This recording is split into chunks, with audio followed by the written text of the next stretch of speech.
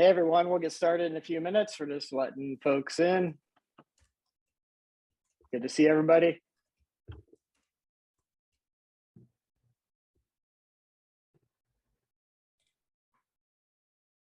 Nice.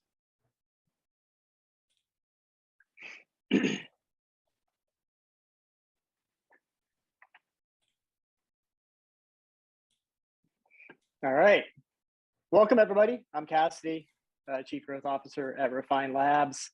Very excited to get into this conversation today with Sidney, Tory, and Sam. What we thought we'd cover is just a little bit of a reflection and what to do about the state of the state that we're in as a marketing community. So we're entering a recession. Most of us have probably been asked to reduce our budget. The market for the services and the products we sell is decreasing, obviously, because there's fewer buyers out there looking to buy. We're probably getting asked to still hit aggressive targets despite all of this. And so what we thought we'd do is, given that we hear a lot of this with our customers, we've had this experience in the past, as in prior recessions that we've gone through, think of the pandemic. We have this situation within Refine Labs. So what I thought I'd do is get a couple experts together and try to provide a structure and a framework for how to think about this, how to tackle it within your own organization, and then also hear from everybody here on what are you experiencing and seeing if we can help address some of the questions, some of the challenges that you're going through at the moment. So with that, what I'm going to do is I'm going to ask our wonderful co-hosts to introduce themselves, and I'm going to give them a question. I'm going to put them on the spot, and I would love to hear from them what they're seeing in the market as they talk to prospects and customers, the good, the bad, et cetera, kind of give their perspective. And of course, I'm going to start with Sidney. Hey, Cassidy, thanks. I'm Sidney Waterfall. I'm a general manager here at Refine Labs and happy to be here and talk with everybody. The good, the bad, the ugly. So, I would say we've got definitely some good happening. We've got a couple of customers that are expanding budgets, hiring aggressively, taking advantage of top talent that has exited some other companies, right? The bad side is obviously I've seen, almost completely marketing teams downsized, 60, 80% budgets cut, they have to really focus on non-paid activities and things like that. But I would say like holistically, for the median or for the average, probably around like 10 to 20% decreases in budgets and just a lot of things of questioning, tightening up. Should we be doing this? Should we not be doing this? Which I think is a good exercise to go through every couple of months anyways, but I think everybody's starting to do that all at once right now. So that's kind of what I'm seeing right now. Yeah, and I would guess at a minimum, the scrutiny is a lot higher. There's probably a point in time when we could just do whatever we wanted in marketing when the market was on fire. But now every little thing I am confident is being questioned by leadership. Sam, love to hear a little bit more about what you're seeing as well, and obviously introduce yourself. Yeah, hey everyone, Sam Kuehnle, one of the VPs of demand here at Refine Labs. So yeah, on top of what Sidney's pointed out, I'd say some of the good is, it's BOGO right now, buy one, get one. You're getting CPMs at half the cost that they used to be as people are pulling out. So if you are still spending, your dollars are going a lot farther. The not so good that I'm seeing is that a lot of what's going on is more reactive than proactive though. And so what I mean by that is people are just subtracting budget, things like that. Whereas you could also be looking at, should we be modifying our offer, our message to more align with what's going on to the market instead. So I'd say those are probably the two main ones that I'm seeing from both sides. I love that. Tory, over to you. Thanks, Cassidy. Hey, everybody. Tory Kindlick, VP of Demand at Refine Labs. I think a lot of my observations are similar to what Sidney and Sam just hit on. no matter the type of company, the type of financing that they have, right? Whether they're bootstrapped, whether they're debt finance backed by VCs, private equity, a profitable public company, it seems that everyone is just being more conservative right now. So whether that means that the budgets are being reduced, whether that means that people are keeping a closer watch on burn rate, everyone's focus is on the finances. And I think the good that comes from that, right, is that marketers are being asked to find where they're most profitable, where their investments are going the furthest, and find out how to maximize those. That's a good thing, right? Growth at all cost mindset is a dangerous one to have in marketing. Sure, it can be a lot of fun to, just kind of be spending and experimenting all the time. But that's not the scenario that we're in right now. And getting that growth at all cost mindset out of the picture, I consider that good news. I think that that's something that more marketers should be, approaching their day-to-day with, is focusing on the profitability of their investments. Now, conversely, the bad that comes from that is that those investments that they're making, the expectation is that they're going to become profitable in a shorter window of time, and that is troubling. I think Sam spoke about some of the macro trends that we're seeing on some of those CPC based channels. Search is getting more expensive because of that short-term mindset. And so social actually is getting a little bit more affordable right now, which is great. But I think the marketers that are being asked to pivot towards those short-term gains and sacrifice the longer-term growth strategies, that's bad news, and that's definitely something that we would recommend against. And I'm sure that we're going to kind of talk in depth about some different approaches or how to push back on some of your colleagues or leadership team that's encouraging you to make those tough choices right now. Yeah, I appreciate that, Tory and Sam. I think that this idea that search is getting more expensive and social is getting more affordable, while true, is just mind-boggling. And we'll get into, I think, why we believe that is so. I always found these situations fascinating as a marketing leader when things get tight, because as you have all pointed out, it really drives you to be excellent at what you do. When things are going really well, we're kind of sloppy as marketers. We kind of just throw a bunch of stuff out there and do it. When times get tough, obviously it's tremendously stressful.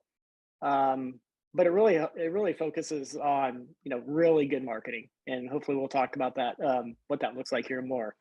So what we want to do is start with some kind of framework for the basis of this conversation, and then we're going to dive into that framework. The framework, think of this as kind of a way to think about how do you tackle this problem at your company. So I'll kind of set up the situation as an example. Now I'll turn it over to Sidney, and she's going to walk through kind of how we would think about this. And so, imagine you're a marketing leader, a marketing team at a company. You've been asked to reduce your budget. Let's call it 20, 30, 40%. You've been handed that by the CEO. And so the question that we want to kind of go through in the framework we want to build and address is like, what do you do after you get that news? So Sidney, thoughts? 1, 2, 3, go. There's a couple different categories that need to be addressed. And I think kind of a 5-category framework that we can kind of position in here, which we'll probably dig into each pillar in depth. But first and foremost is, if your CEO and CFO are kind of coming to you with this news, you need to think about the overall business strategy, not necessarily the marketing strategy, but what's going on at the business level, business strategy. That's got to be number one. So kind of an example is like, what has changed? What has stayed constant? What should be challenged or what should evolve? And then how is that affecting overall demand currently in the market? And, you can serve some of those insights up to your other leaders and business stakeholders. The second thing is manufacturing demand. So it's a good time to step back and start looking at the categories of demand, create demand versus capture demand. What's the mix? What makes sense? What needs to change? What, how to even go about digging into that, which I'm sure we'll dig into. We've got a lot of people on the call here that are pretty good experts at that. The third thing is customer insights. This is a huge time to like lean into your customers and to your prospects. This is kind of a like secret sauce game changer. If you lean into that and take the time, it's free. It's free to talk to your customers. It's free to do some of this stuff. You just need to prioritize it. And it also often doesn't get prioritized in most organizations. The fourth one, everyone's favorite topic, budget. That's the first thing. It's like, let's just cut budget and see what happens. I think there's some things that you could be a little bit more tactful there. And how you go about that and what types of questions you ask, and how you look at your budgets and your performance across whatever channels and spend you're overseeing. And then the last thing would be team. Your team is a huge asset and also a huge resource and a cost. So how do you optimize all of those things to level up to the number one, which would be the overall business strategy? So that's what I got for you. I love that. Thank you, Sydney.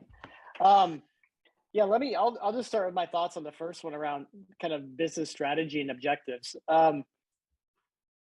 When your leadership team comes to you and says, listen, we need to reduce your budget, marketing budget, this is the time to ask a lot of questions. What are we communicated to the board? How are we revising our revenue targets and profitability? What's the time frame? Tory talked about the importance of knowing the time frame of when we need to do what success we need to have by when. You need to really understand this picture fully, because what you don't want to do is just accept a budget reduction without, one, understanding the change in the context of the business, and two, accepting that the business results and goals don't change, but your budget does.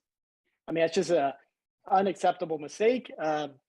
No CEO or board should expect that a marketer will just say, well, I mean, I can do the same thing with 20, 30, 40% less budget. This is your chance to really dig in and understand the business. And maybe you haven't done that to date, and you kind of just in your world of marketing and driving leads and so forth.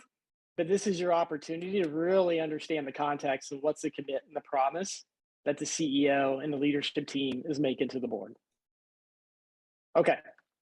Feel free to ask questions on that. We can get into more detail on how to do that. What I wanted to get into is this idea of manufacturing demand. So let's assume you understand the objectives of the business. You understand what you need to do as a marketing organizations in terms of reducing your spend. The question I have is, and I'm going to turn it over to Sam, is how do you go about assessing now what you do in terms of what I would call closing the gap between what the business expects and what you think you can deliver with current campaigns, current budget, current team.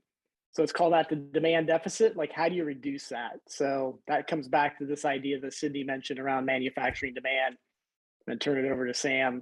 Any thoughts on like how you walk through that? Yeah, it's always a fun one, right? But I think that if you all like our philosophy, I think that now is as good a time as any to figure out, like, this is when you can get leadership to get on board with a true demand generation strategy versus lead gen, predictable revenue. Like Tory said earlier, you can't afford to throw money away.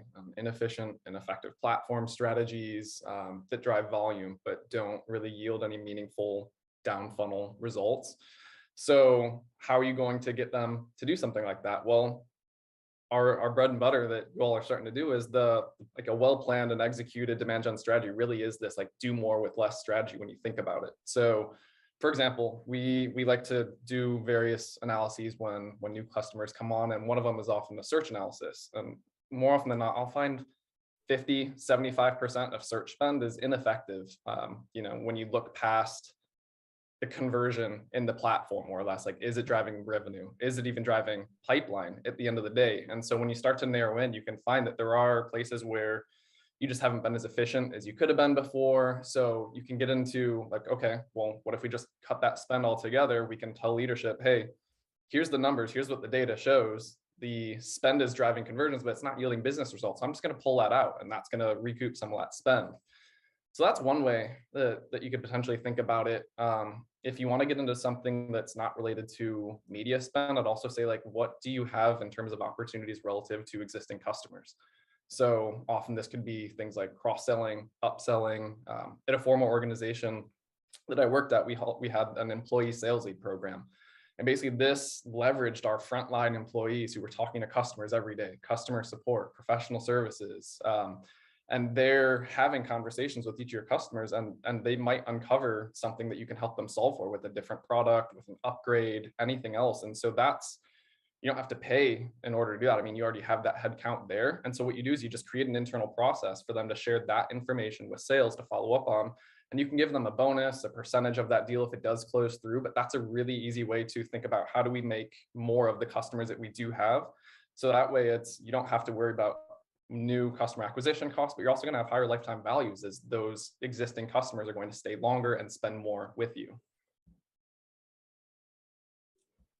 I would consider this a pro tip and a non-obvious insight, and that is what you see the best companies do in kind of a down market is lean into their best customers. And so, like, we don't often talk about this on the marketing side, but in this environment, if this is something your company is not really thinking about, bring it to your management team, bring it to your sales team, your customer success team.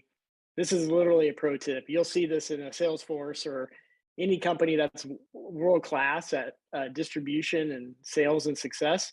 They're going to go back to the well of the companies that are doing the best or they have the best relationships with, and they're going to try to sell more. And that's where they're going to innovate. They may innovate on service offerings, product offerings, et cetera, but they're going to do that with their best customers first, not a new market segment. So I love that you brought that up, Sam. You mentioned something else.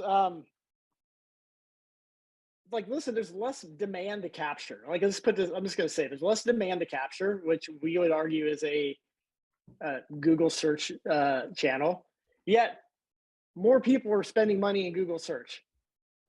Why? Like, if the CPMs are going up in search and there's less demand to capture, and you're seeing this big deficit when you go in and audit search accounts where conversion is not happening, what's going on? Is it just lack of expertise and knowledge? Is it people are scared, don't know what else to do? Like, why is that happening? Yeah, it's a low-hanging fruit. It's easy to get to. You just go into Google, you see those terms that convert, like we said earlier, but are they really doing anything meaningful for you? So people think that that's where it's like, okay, if we can only focus on what's driving business, they think that a conversion equals business. But that's where I said, go and do that more down funnel analysis. But when you think about, like, if there is less demand to be captured, like, how do you validate that? Because it's all this hunch that we feel. And so I might look at it in two different standpoints: qualitative, quantitative. So qualitatively, like, talk to your sales team. How's prospecting going for them? Are they seeing increase, decrease in new deals, active deals, things dropping off? Just how's pipeline looking across the entire company? Because so often you'll get the finger point, marketing's down, what's going on? And if you correlate that with the rest of the business, well, is sales also down? Is BDR opportunity creation also down? And is this just a larger trend within your market that you should be exploring? Quantitatively, you can jump into a platform like Google Ads or SEMrush, any of these, to look at how much traffic is coming to those terms that you want to be showing up for. So say you used to spend $1,000 a month on a few high intent terms and you had no impression share loss due to budget. You were capturing all the available searches. If demand is increasing, you'll see that the number of the amount of your budget will need to increase in order to keep up with that search volume. Whereas if demand is starting to decrease, you'll see that instead of spending $1,000, now you're spending $900, $800. There's just less searches going on. So that's another way where you can use data to essentially back, like, are fewer people searching, or is the demand still there? It's just, they're punting a little bit longer on when they're going to be able to afford something like this. So this is money. I love this. qualitatively, I really like this idea. Like, we often sit in our bubble as marketers and we think about the sources that we can control, but go check the other sources. Talk to the sales team. How's outbound doing versus inbound? Are we seeing the same level of fall off? Chances are we are seeing the same level of fall off. I think that's great. And then quantitatively, um, being able to go into one of these tools, the SEM Rush, and figuring this out very objectively, because that's really what you need. The qualitative data is great. Your leadership team is going to ask you for quantitative data, and being able to play this back and bundling these two things together will really set you up to figure out, okay, what are we doing today that is not working anymore or not working as effectively? And then it's going to come to the next question. Well, if those things aren't working as effectively, what else should I be doing? So I'm going to turn this over to Tory. So I think we've kind of shown like a few examples to say, listen, the capture demand strategy, there's not as much demand to capture. We're proving that's getting harder to do that. And then the question becomes, like, we'll talk quite a bit about this. We're always preaching this need to create demand. And there's no better time in a down market to go out there and try to create demand. But like, how do we decide? How do we make that decision? Because we obviously have less money to work with as well in order to be able to go out and create demand. What are your kind of thoughts on that? Kind of what are you seeing in the market with our customers, et cetera? Yeah, the situation reminds me of this Warren Buffett quote: "Be greedy while others are being fearful." It is one of the most opportunistic times for us to be focused on demand creation, and the reason for that is if you just think about kind of like the the pure economics of it that Sam just walked through, you're able to increase your share of voice by spending the exact same amount of money, and potentially even increase your share of voice by spending that same amount of money. And so, while your competition is potentially reducing spend, it just, the opportunity just becomes better and better as time goes on, because your dollars stretch a little bit further. You're able to do more with less, which is ultimately what you're being asked of here. So I think, investing that money in the demand creation approach, in paid social advertising, it's a good time to do it right now. And there's evidence that companies that have invested in advertising throughout down economies, throughout recessions, have seen very strong results on the tail end and coming out of that recession. It happened in the 1920s. It happened in the early 2000s when we've been going through significant recessions before. I came across a statistic today that I didn't even know. Amazon saw 28% growth in 2008 and 2009. They launched the Kindle during that last really significant recession that we went through. So there's a lot of success stories out there about companies that have kept their eye on the long-term objectives and continued to see that growth.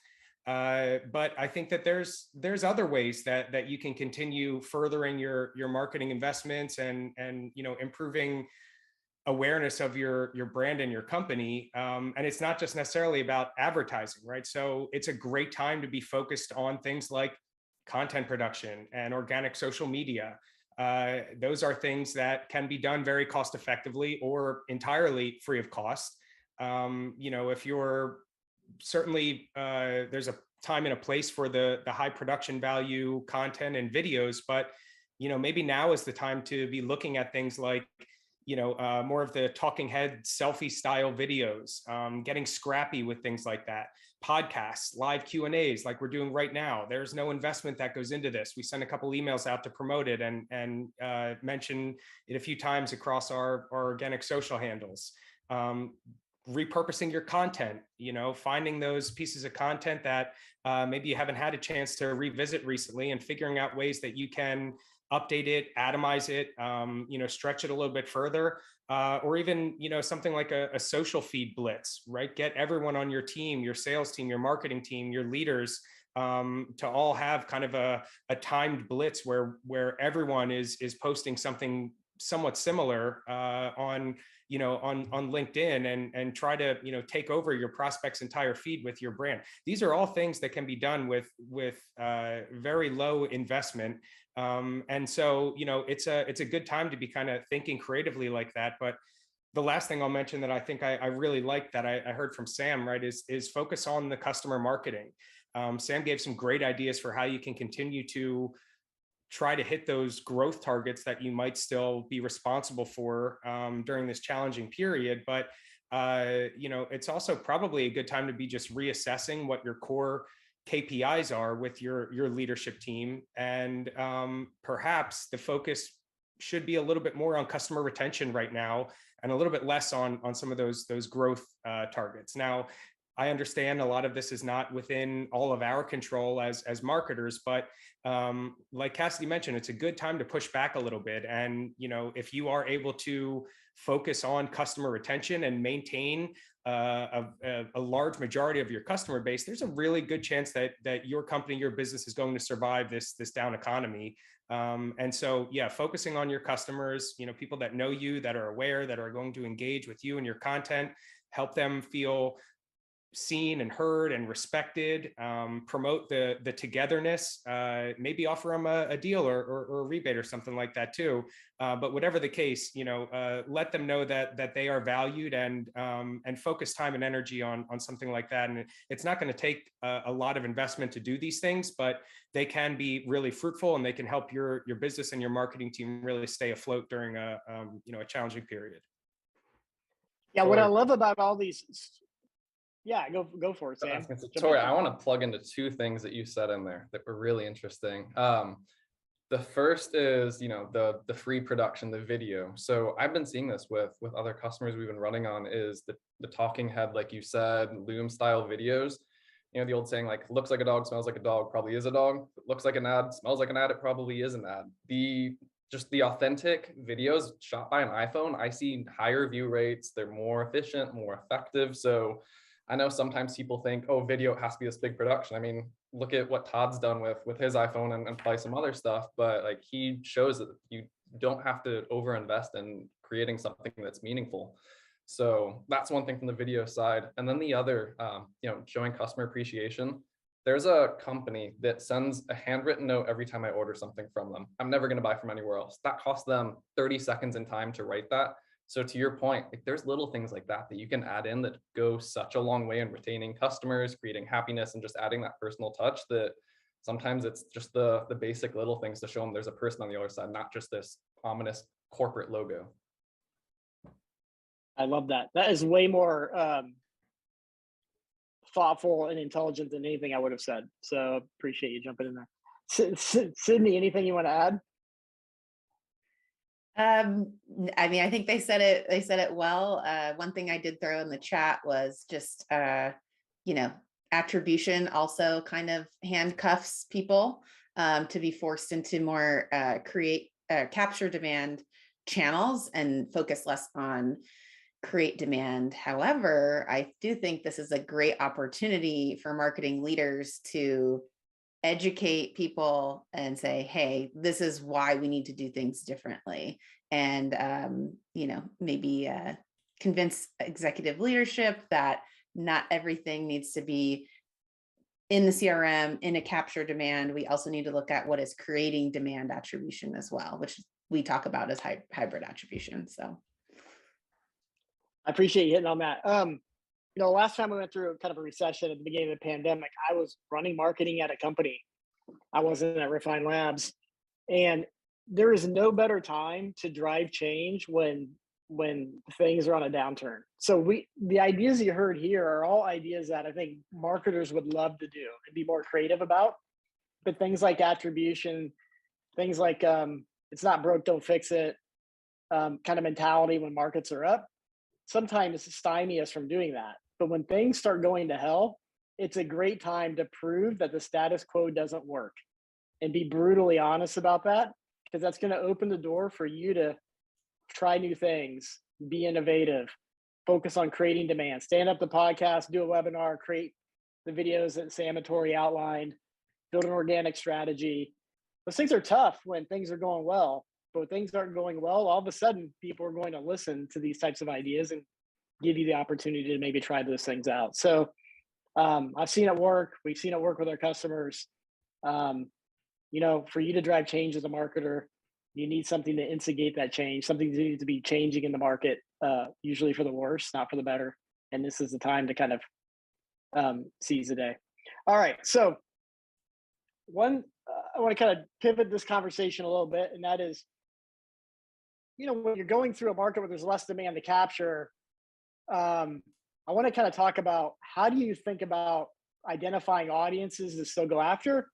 And I want to also talk a little bit about, like, does messaging change at all? And we saw that there's a question in the chat about that. So let me kind of go to Sam. Like, how do you think about figuring out what audiences are still ripe to kind of target versus like not target? Thoughts on like how we go about kind of assessing that when overall spends down, but maybe some industries are hit harder than others. Yeah, historical analysis. I know no one loves the nitty gritty data work. Maybe Sydney does, but that's where you're going to get a lot of the insight into what you should be doing. So pull your historicals for the different channels. Lead gen, show that they do / probably don't work. Search, you can hop into that analysis like we spoke about earlier. You can look at pipeline velocity by source. I know Tory talks about that all the time. Work backwards, understand how people come in through those channels so you can get more in there. Usually it's through creation of demand. If you serve multiple industries, different persona types, you should be capturing a lot of this in your CRM so you can start to slice and dice your revenue by some of those. You'll often find that, say you serve 10 different industries, probably 2 to 3 make up a good 75% of those revenue. So if you do need to pull back on budget, maybe focus a little bit more on retaining the existing amount there, pull back from some of the others. But a lot of it's just going to come down to give yourself a day, get into the data. Don't expect an answer in the first hour, but as you start to parse through things and sort it, pivot tables, charts, all that fun stuff to pull into visuals, you'll start to see some different trends and threads that you'll want to pull on. And that should give you a sense of which directions you should go with some of your updated strategy. Yeah, I like that. And when you think about this in terms of like the quantitative side, which you kind of outlined, and you kind of think about it in terms of the context of like customer insights, what are things that like I would assume in a downturn, it is a great opportunity to figure out how to be creative and going back out and talking to customers and getting insights. So I'm curious, how do you go about doing that? Because a lot of times marketers aren't great at getting customer insights. As much as we talk about the need to do that, we kind of defer that to success, the product, the sales that have those insights. And we're kind of getting it secondhand. So, in a situation where there's a lot of market uncertainty, I would argue it's never more important to figure out how to get your own insights from customers. Thoughts on how to go about doing that? And maybe Sam, if you want to address this first, and I'll come to kind of Sidney and Tory after. Yeah, I know. I'm always going to Tory for questions on better things to ask customers. So I'm definitely curious to get his thoughts on that one. Yeah, a lot of it's just lead with the relationship side. Be like, look, I'm not trying to sell you anything. I just want to know, like, we're all going through this recession or things, and we're all having to change our strategy. So what's important to you? How have your goals changed? What are you feeling pains in more? And then start to think about, okay, how does our product reflect that? Or are we too expensive now? Do we need to adjust our offer? But really just lead with curiosity before trying to come with solutions and go have 10, 20, 30 different calls to uncover what are the big buckets. And then I bet Tory's probably got some other good questions. I can see him grinning over there that he wants to answer some of these. Tory, Sam's putting you on the spot, man. Yeah, I don't, but I'll go with this one anyway. So I think, let's see, when you're talking to your customers right now, right? Because that's, like Sam pointed out before, it is the best time to be talking to your clients. I think ultimately it's about trying to gain an understanding of how your clients perceive your solution as they kind of redefine value, right? Because that's what's happening right now, is that, a lot of individuals and companies as well are being asked to redefine value. What is value to you right now?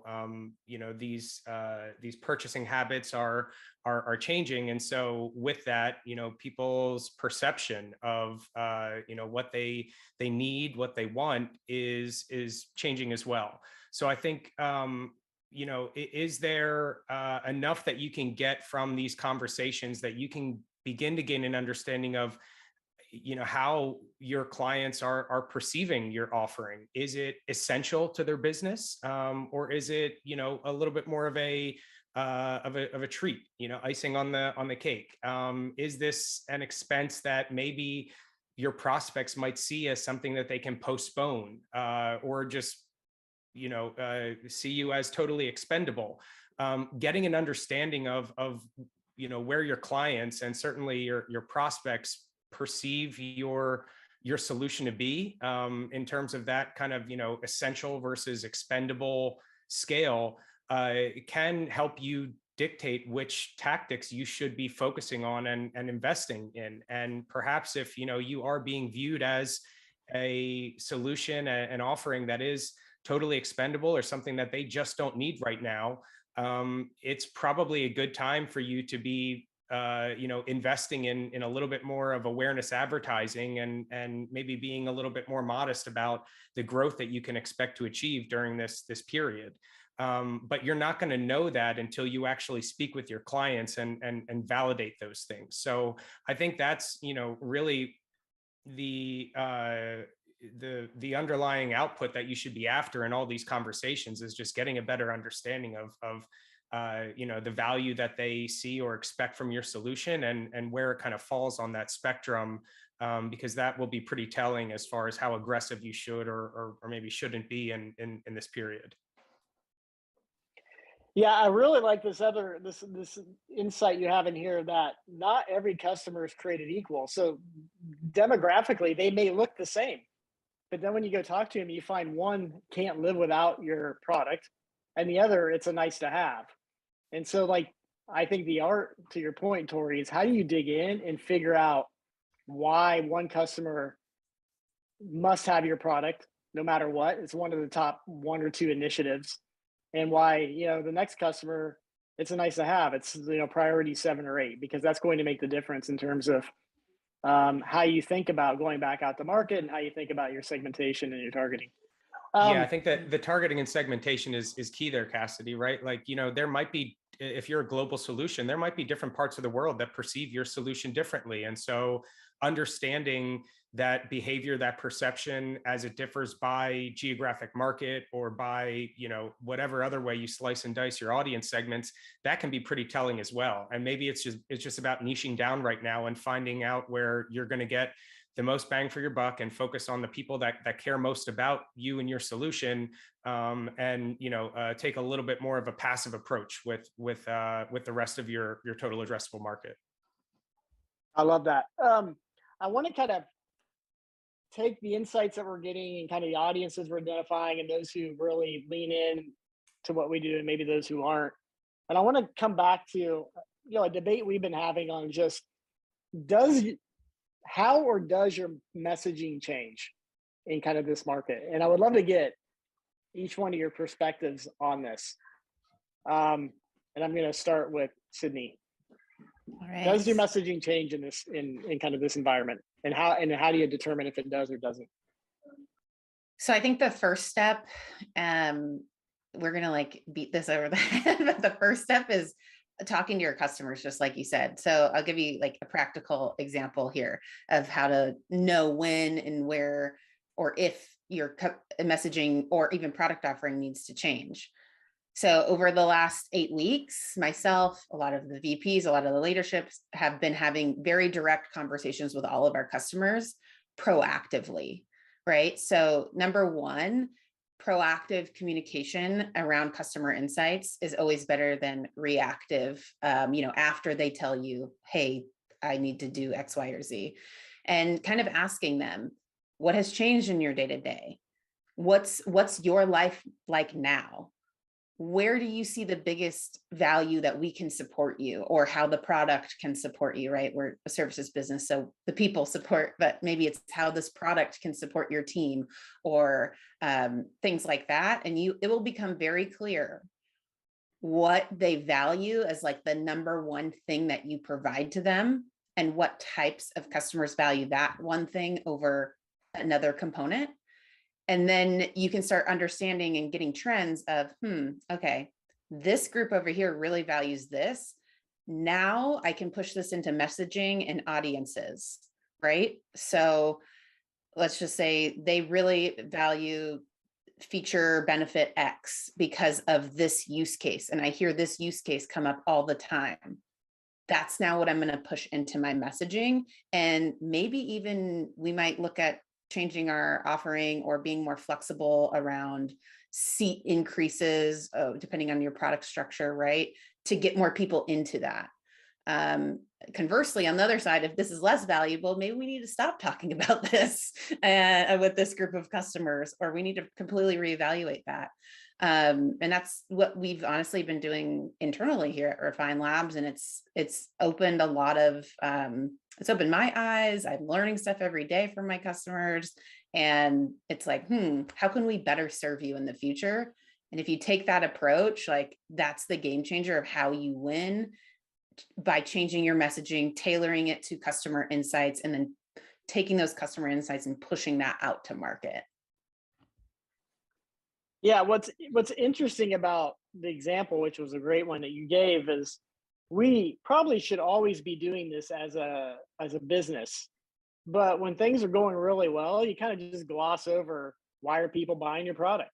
You're not really spending time figuring that out. And then when things get tight, obviously, to your point, what you really need to do is kind of lean in and really understand the detail of the customers who love you and the customers who only like you. Ask Sam, the direct questions. ask You got the to direct ask those direct questions. No open-ended questions. Direct is better for those conversations out there. Sam, anything you would like to add? Yeah, Sydney was spurring a bunch of thoughts in my head. One that's interesting as you think about from the prospecting side of it would be leading with help versus trying to sell. So I call it just like read the room. No one wants to spend right now. No one wants to buy. But if you're able to lead with empathy, say, dude, I get what you all are going through, understand that you're feeling this, here's something that might help, but lead with like the action, how you can do this without a tool, but just give them the framework, give them the insight. And that's going to play out well for you in the long run, whether it is actually shorter and that they do come up with budget or they see value immediately, or once you make it through, but they will feel valued. They're knowing that the relationship is being invested in. And so when they are ready to buy, or they understand what you can provide them with, I think that that's going to put you head and shoulders above any other competition or anyone else, is really just being able to take a step back and just not try to push your product down the throat of them, more trying to be like, well, we have to hit our revenue figures, but they're going to feel that, no one likes to be sold to at the end of the day. So just taking a step back, treat them as a person, understand what they're going through. And I think that going the long way around it will actually get you there quicker than you might think about. I like that a lot, Sam. And Tory, I'm coming at you, and I want you to kind of take something that Sam said. I'm going to ask it a different way, and that is, it feels like in this environment, you should be leaning into productivity as a message. But I would love to hear maybe a counter to that. Like I always think, listen, people are trying to do more with less. How's our story as a company generically leaning into kind of this notion of productivity and doing more with less, to make it feel like it needs to be one of the top 2 or 3 initiatives that remain? But what's your reaction to that? My sense is you may call bullshit on that. I'd love to hear your thoughts. Yeah, and not so many words. That is kind of how I'm feeling about this. So I think, when you zoom out a little bit, right, thinking about what's going on during a recession, it's all about reducing risk, right? That's why we're being asked to conserve cost and cut budget, because we expect that are going to dip, revenue is going to dip, and to get ahead of that, our costs should be lower as well, so that we can maintain some level of profitability, or at least kind of continue on with the level that the business was operating at previously. And so I think, when companies right now are trying to figure out like how can we be a part of this discussion, how can we be positioned as someone that is also helping reduce risk, I think that's really kind of fighting the wrong battle. Talking about being a low cost option is not a smart approach. Talking about productivity and efficiency, sure, there's certainly some merit and some value to that, but more than anything, I think it's an important time to stay true to your core strategies, your core philosophies. And if productivity and efficiency and cost savings are not part of the messages that you've been pushing out there before, they probably shouldn't be right now. Getting back to the main challenge here of lowering risk, what lowers risk is a strong brand that people know and trust. And so if you stick to your core strategy, you continue to stay relevant, right? Because out of sight, out of mind. I think that's to me, the better approach is to just try to weather the storm and stick with what has been working, and don't just try to chase this shiny new object. If everyone's going into cost conservation mode, I want to be a part of that too. That's a great way to just kind of get lost in the sea of sameness. And so yeah, my advice would be, stick to what has been working for your team. And if it is a cost reduction message, then go with that. If it's a tool consolidation message, perfect. But if it's not, then don't try to overcorrect here and just run the risk of being looked at as predatory or transparent with your efforts. That's not going to get you very far, and it'll probably have some type of negative impact on how your brand is perceived, which is certainly not the intention of everything that we're talking about, and any investments that you may or may not be looking to make during this challenging time.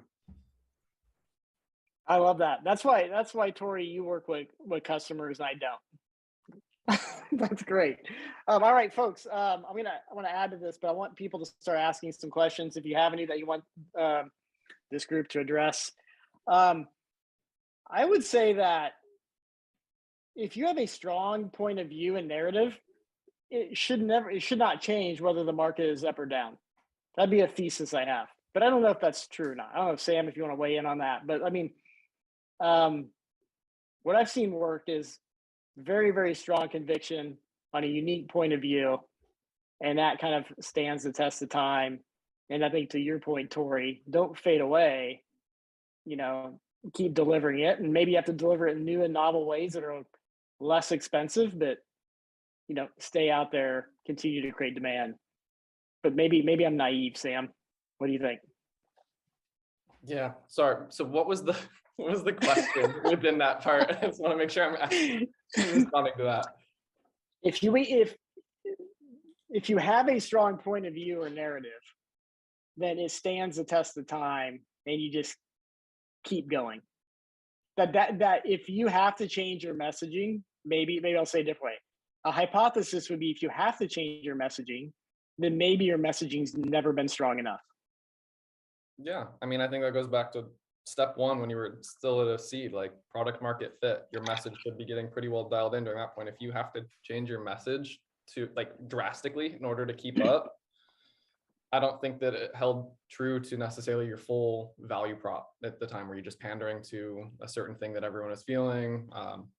But I think that, to your point, you might have to make a couple small tweaks to it, but your overall message shouldn't have to change in order to respond to a change in the economic conditions. Yeah, and I would say, and I actually asked you this question before I read Bruno's question. So let me read this and see if because it's way better than what I said. So in these tough times, are you guys seeing B2B SaaS going more in the direction of feature selling, or in the opposite direction of storytelling and messaging? like what I was trying to get at, Bruno, but I'd love to hear from Sidney, Sam, and Tory's. I think it's no better time to go storytelling, point of view, narrative, which is tend to be tied kind of more to your kind of brand and brand promise than it would be feature specific. I would argue I would always try to lean that way in general, but in this time I would say lean that direction. Now I would love to hear what the people who are the experts are who deal with their clients every day say, because chances are it could be something different. Who wants to go? Tory looks like he wants to say something. You guys just keep pulling all these wild ideas about all these things that I want to do or say. I don't know that I've seen any significant trends as of late that would suggest that people are kind of, you know, pivoting in one of these directions versus the other. You know, of course, I think we would all agree that focusing on that storytelling and strategic narrative is the right approach. That's just better marketing than feature dumping. I would say, you know, if there's any exception to that, maybe if you do have specific features of your product, of your platform, that are going to be more relevant right now, you know, that can be something that maybe you look to bubble up a little bit or focus on a little bit more. But more than anything, you know, just ensure that you're mapping those features to the perceived value of your customers and your audience. Because when you're just out there talking about, you know, features and functions, it's me, and not focused on what's in it for you, the people that we're ultimately trying to you know, get this message to resonate with. So to answer your question, Bruno, I don't know that I've seen people, at least not yet, you know, kind of moving more in the direction of feature selling. My recommendation would be, you know, don't make that pivot. But yeah, I think if there is any exception in there, maybe it's you know, if you've got a feature that is timely and relevant right now, that, you know, that's something that you could figure out a way to put a little bit of a spotlight on. I continue on my quest to get Tory to agree with me, but he still hasn't done it. But that was a good answer. Carlos weighs in and with this kind of a comment that storytelling tends to lead to longer sales cycles. I would love Sidney to jump in on this. My experience directly is it actually is the reverse. That strong storytelling in a very unique point of view actually increases the ability to create demand for your business. And when you create demand for your business, you often see shorter sales cycles. That's my experience of like a couple companies. That's not my experience of, you know, working on 20 or 30 companies at a time. Sidney, what's your thought on this kind of comment from Carlos? I think it comes down to the intent of how you're getting that message out, right? So it could still be, you know, based on a feature, right? Like there's difference in talking about a feature. Hey, this feature does this, buy now, sign up now, convert now. Probably not going to work. Or you take a feature and you say, okay, what is the actual value? Not the feature benefit statement, but what is like the use case and problem and pain point that this solves? And then how do we tell that in a unique way? That's similar to how we run our creative process here, right? We look at product marketing messages of our customers, key things that they do well, key differentiators, but we try to tell it in a storytelling way. You're getting the same point across, but you're getting it in a more consumable, trustworthy way, rather than here's this feature, here's what it does, here's what it costs, buy now. So that's my initial reaction to Carlos's comment. And when you do it that way, we actually do see sales cycles decrease and go down and pipeline velocity go up over a period of time. So definitely hear you, Carlos, on the urgency now. You may get some, like, I don't know, especially if you have a PLG motion or a motion where you can kind of get subscription revenue at a lower price. You may get some quick dollars, but I bet they're probably going to churn or not last, you know, have a good lifetime value. So I think you can do feature selling in a creative way that feels not like feature selling. Good push there, Carlos. Appreciate it. Zoe, so let me kind of recap where we are. Sydney, I'll let you look at kind of Zoe's question. We can jump into that. So we've got a few minutes left, but let me just give a recap of the framework. So number one, you got to understand business strategy, objectives, how they change, and the impact on marketing. Ask a lot of questions. Be very persistent. Two, strategy for manufacturing demand. We talked about this. It can be harder to capture. You got to figure out how to create. Customer insights. I think we spent a lot of time on this.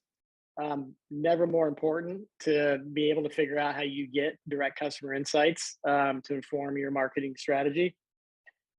A few minutes left. I want to talk about budget and team, if there's any kind of tips and tricks that we've seen. But before we get to that, Sydney, any thoughts on kind of Zoe's comment on marketing in the PLG motion world? Or maybe we come back to that on the next Stacking Growth Live. I'll definitely respond in the chat, but I think short and succinct is you still have to, whether they're coming into your sales process or they're coming into your product, you still have to lead with value and getting them to an aha moment. Yep. And reducing friction. So that's a really high level answer, but yeah, maybe we'll tee that up as a topic for next Stacking Growth Live. So let me kind of hit the panel. Your kind of takeaways in the last couple of minutes on any recommendations on how to think about budget and team, because one of the things you're assessing, obviously, when your overall spend's down, is like, how do you make budget trade-offs? How do you make team decisions, et cetera? So let me start with Tory.